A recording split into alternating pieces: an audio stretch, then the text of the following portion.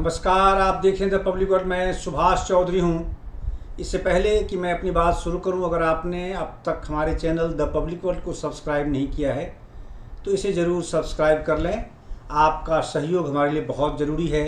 साथ ही हम उन सब्सक्राइबर्स का भी धन्यवाद करना चाहते हैं जिन्होंने अब तक हमारे इस निवेदन को स्वीकार किया और बड़ी संख्या में लगातार प्रतिदिन हमारे चैनल को सब्सक्राइब कर रहे हैं, हमारा सब्सक्राइबर बन रहे हैं। आपका यह सहयोग हमारे लिए बहुत आवश्यक है और यादगार भी है। हम आपका धन्यवाद जताते हैं। तो चलिए आज फिर बड़ी खबर की ओर आगे बढ़ते हैं।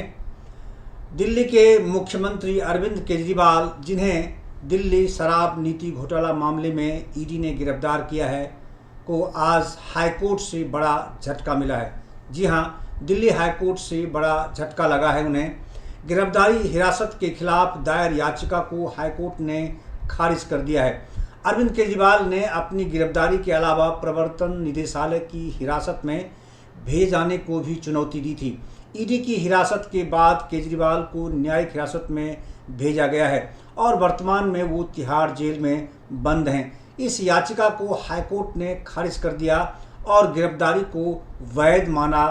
कोर्ट ने कहा कि ये जमानत का मामला नहीं है, गिरफ्तारी को चुनौती है।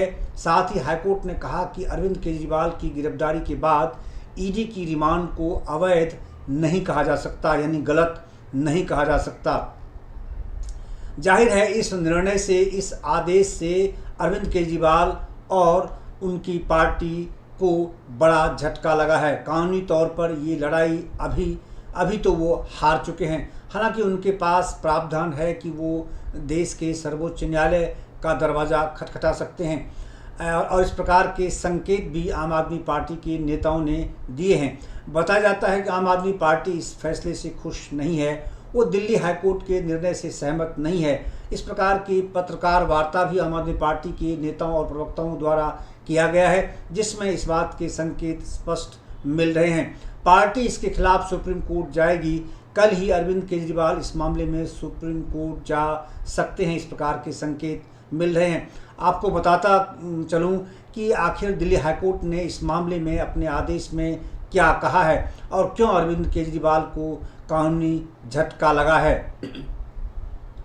हाईकोर्ट ने कहा है कि अप्रूवर पर कानून 100 साल से भी ज़्यादा पुराना है, इस पर सवाल उठाना ठीक नहीं है, जिसको लेकर आम आदमी पार्टी और अरविंद केजरीवाल की ओर से सवाल उठाए गए थे कि जो आरोपी थे पहले उनको ही अप्रूवर में तब्दील कर दिया गया है दबाव डालकर, ऐसा उनका आरोप है, ऐसा उनका कहना था। और इसमें बहस के दौरान भी कोर्ट में अरविंद केजरीवाल के वकील ने इस तरह की बातें रखी थी। दूसरी बात जो हाईकोर्ट ने कही है कि आरोपी को माफ़ी मिलेगी या नहीं, ये जांच एजेंसी नहीं बल्कि अदालत तय करती है। मुख्यमंत्री के लिए अलग कानून नहीं हो सकता। हम राजनीतिक नैतिकता की नहीं बल्कि संवैधानिक नैतिकता की बात कर रहे हैं। ईडी ने आम आदमी पार्टी को गोवा उम्मीदवार का बयान दिखाया है, ऐसा हाईकोर्ट का कहना है। हाईकोर्ट ने यह भी कहा कि हवाला डीलर का बयान ईडी ने दिखाया है और रेती दिखाई है, जिसमें हम नाम सार्वजनिक नहीं कर रहे हैं। ये एक चैन को स्थापित करता है, यानी ये जो एविडेंस, सीक्वेंस ऑफ एविडेंस माना जाता है कानून में, उसको स्थापित करता है, ऐसा हाईकोर्ट का कहना है। हाईकोर्ट ने यह भी कहा कि अरविंद केजरीवाल की गिरफ्तारी कानून का उल्लंघन नहीं है।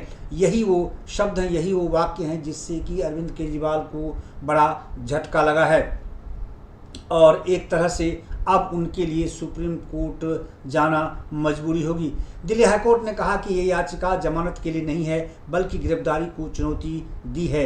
याचिकाकर्ता का कहना है कि उनकी गिरफ्तारी गलत है। ईडी के मुताबिक केजरीवाल आम आदमी पार्टी के संयोजक हैं और उसका आरोप है कि इस पैसे का इस्तेमाल, यानी शराब नीति घोटाला मामले में जो उन्हें कमीशन मिले, कथित तौर पर जो पैसे दिए गए शराब व्यापारियों कारोबारियों द्वारा, उस पैसे का इस्तेमाल गोवा में चुनाव प्रचार के लिए किया गया था। ईडी ने कहा कि याचिकाकर्ता इस पूरे मामले में शामिल है। हाईकोर्ट ने आगे कहा कि जो दस्तावेज ईडी ने अदालत में दिए हैं उसके हिसाब से सभी नियम का पालन किया गया है। जांच एजेंसी ने पर्याप्त सबूत दिए हैं, जिसमें गोवा के उम्मीदवार का बयान भी शामिल है, जिसमें उसने पैसे मिलने की बात स्वीकार की है। इस दौरान जज ने एनडी गुप्ता और आप उम्मीदवार के बयान का भी जिक्र किया। न्यायालय ने कहा कि अनुमोदक को क्षमादान देना ईडी के अधिकार क्षेत्र में नहीं है और ये न्यायिक प्रक्रिया है। यदि आप क्षमा की प्रक्रिया पर दोषारोपण करते हैं तो आप न्यायाधीश पर दोषारोपण कर रहे हैं। कोर्ट ने कहा कि सरकारी गवाहों की सत्यता जांचना कोर्ट का काम है। ये कानून 100 साल से भी ज़्यादा पुराना है। सरकारी गवाह बनाने के कानून पर कभी सवाल नहीं उठाया गया। केजरीवाल को अपने खिलाफ गवाहों के जिरह करने का अधिकार है, ऐसा कोर्ट ने कहा। हाईकोर्ट ने कहा कि ये पहला मामला नहीं है जहां मंजूरी देने वालों के बयान दर्ज किए गए हैं। इससे पहले भी कई मामलों में ऐसे बयान दर्ज हो चुके हैं, चाहे MS रेड्डी या शरथ रेड्डी ने गलत बयान दिया हो। केजरीवाल को उस पर सवाल उठाने का अधिकार होगा। उचित कारण के दौरान उनसे जिरह करेंगे। केजरीवाल को अपने खिलाफ गवाहों से जिरह करने का अधिकार है। ये अदालत ट्रायल कोर्ट की जगह नहीं ले सकती। यानी हाईकोर्ट का यह कहना था कि इस प्रकार की जिरह गवाहों के मामले को लेकर वो ट्रायल कोर्ट में ही जिरह कर सकते हैं, हाई कोर्ट में नहीं कर सकते। हाईकोर्ट ने यह भी कहा कि याचिकाकर्ता की ओर से दी गई दलीलों में से एक यह भी है कि गिरफ्तारी का कोई आधार नहीं है। इस संबंध में अदालत का कहना है कि जांच में शामिल नहीं होना, यानी ईडी के द्वारा 9 सम्मन अरविंद केजरीवाल दिल्ली के सीएम को जारी किए गए थे पूछताछ में शामिल होने के लिए। जाहिर है उसी दिशा में हाईकोर्ट का यह संकेत है। हाईकोर्ट ने कहा कि जांच में शामिल नहीं होना उसकी गिरफ्तारी में योगदान कारक बना है, न कि एकमात्र कारक। न्यायपालिका राजनीति से स्वतंत्र है। कोर्ट ने यह स्पष्ट कहा है कि यह मामला अरविंद केजरीवाल और केंद्र सरकार के बीच का नहीं है, बल्कि ये केजरीवाल और प्रवर्तन निदेशालय के बीच का मामला है। ये न्यायालय केवल संवैधानिक नैतिकता को कायम रखने के बारे में चिंतित है, न कि राजनीतिक संबद्धता के बारे में। आपको मैं बताऊं कि केजरीवाल की गिरफ्तारी पिछले 21 मार्च को हुई थी।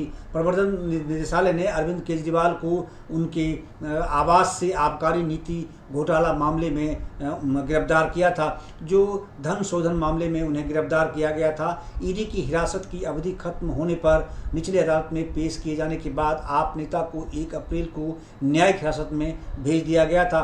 वो 15 अप्रैल तक न्यायिक हिरासत में है। यह मामला 2021-22 के लिए दिल्ली सरकार की आबकारी नीति को तैयार करने और क्रियान्वित करने में कथित भ्रष्टाचार और धन शोधन से संबंधित है।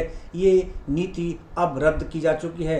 अरविंद केजरीवाल सरकार ने ही इस नीति को, जब इस पर काफ़ी हाय तौबा मचने लगा, सवाल खड़े होने लगे भारतीय जनता पार्टी और तब कांग्रेस पार्टी की ओर से भी जब इस नीति को लेकर सवाल खड़े किए गए थे, तब इन्होंने बैकफुट पर आकर इस नीति को रद्द कर दिया था। इसमें आरोप लगाए गए थे कि इस नीति के बहाने अरविंद केजरीवाल सरकार ने दिल्ली में शराब की दुकानों में काफ़ी बेतहाशा वृद्धि कर दी। दूसरा, बड़े कारोबारियों को काफ़ी फ़ायदा पहुंचाया, उनके पैसे माफ़ किए, उन्हें छूट दी गई और उसके एवज में आम आदमी पार्टी को उन्होंने चंदे दिए या फिर कमीशन के तौर पर उनसे पैसे वसूले गए, जिसको लेकर ईडी जांच कर रही है। और ईडी का यही तर्क लगातार आ रहा है कि इस पैसे का उपयोग ही गोवा चुनाव और पंजाब के विधानसभा चुनाव में आम आदमी पार्टी ने अपने चुनाव प्रचार के दौरान किया है। बहरहाल हाईकोर्ट का आज ये निर्णय आना और इस प्रकार का आदेश, जिसमें यह स्पष्ट कर दिया है हाईकोर्ट ने कि अरविंद केजरीवाल की गिरफ्तारी ईडी की ओर से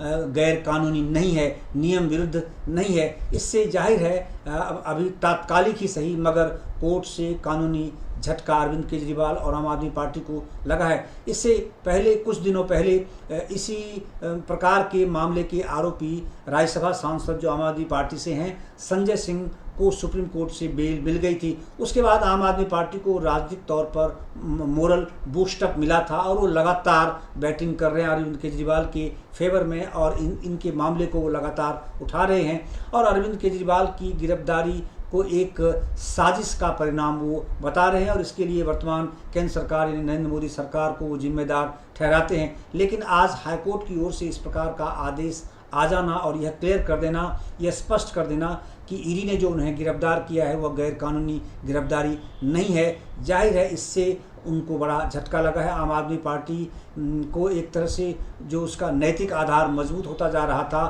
उसको उसमें भी कमजोरी आई है निश्चित रूप से, और इसका असर राजनीतिक दृष्टिकोण पर भी पड़ने वाला है, इसमें कोई दो राय नहीं है। उनकी गिरफ्तारी को लेकर और क्या कारण है, उन पर क्या आरोप लगे हैं, ईडी का क्या कहना है, इसको लेकर हमने पहले भी डिटेल में एक वीडियो बनाई है और उस वीडियो में हमारे चैनल द पब्लिक वर्ल्ड पर जाकर आप देख सकते हैं, उस मामले को अच्छी तरह समझ सकते हैं। बहरहाल ये अरविंद केजरीवाल के बारे में आज जो हाईकोर्ट से निर्णय आया उसको लेकर हम आपके सामने प्रस्तुत हुए थे। आपका बहुत बहुत धन्यवाद, और आपसे फिर गुजारिश है अगर आपने हमारे चैनल द पब्लिक वर्ल्ड को सब्सक्राइब नहीं किया है तो इसे ज़रूर सब्सक्राइब कर लें, अधिक से अधिक लाइक करें, शेयर करें। आपका बहुत बहुत धन्यवाद।